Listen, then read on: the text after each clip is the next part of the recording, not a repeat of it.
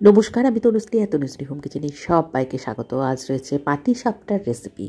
আর আমি যে কাপটা নিয়েছি এই কাপ দিয়েই পুরো মেজারমেন্টটা আমি দেখিয়েছি।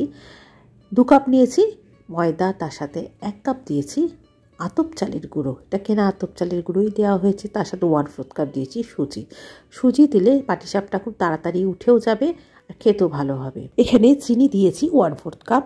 এই একই পরিমাণে পাটালি গুড় অ্যাড করা যেতে পারে। আর চিনির পরিমাণটা একটু কমের দিকে থাকবে, তাহলে দেখবে পাটিসাপটাগুলো তাওয়া থেকে ছেড়ে আসবে তাড়াতাড়ি। তার সাথে দিয়ে দেবো 2 কাপ রুম টেম্পারেচারে থাকা ঠান্ডা জল।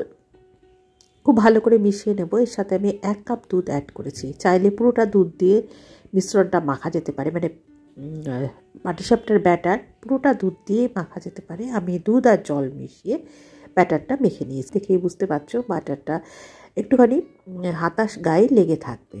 আধ ঘন্টার জন্য ব্যাটারটা ঢেকে রাখবো। এবার পাটিসাপটার পুর বানিয়ে নেব।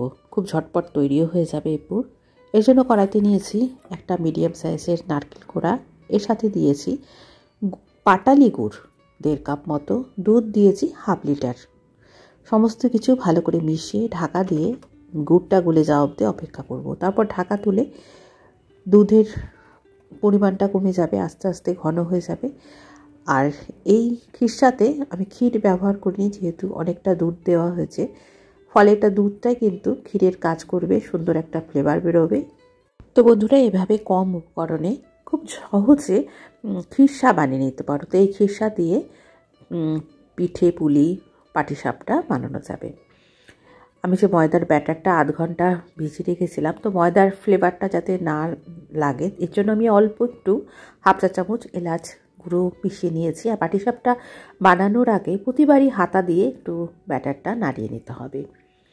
এবার পাটিসাপটাগুলো ভেজে নেবো। এর জন্য তাওয়াতে দিয়েছি বা ফ্রাই প্যানে দিয়েছি। এটা ননস্টিক ফ্রাই প্যান। আমি 1/2 চা চামচ মতো সাদা তেল একটু ব্রাশ করে নিয়েছি। তার উপর ব্যাটার দিয়েছি। আমি যেহেতু আমার ছোটো হাতা, এই জন্য আমি 2 হাতা করে ব্যাটার দিয়েছি। ব্যাটার দিয়ে ভালো করে গোল করে নিয়েছি। একটু লম্বাটে আমি গোল করেছি পাটিসাপটার জন্য। গোলা রুটির ওপরটা যখন শুকিয়ে আসবে তখন পুরটা দিয়ে দেবো লম্বা করে।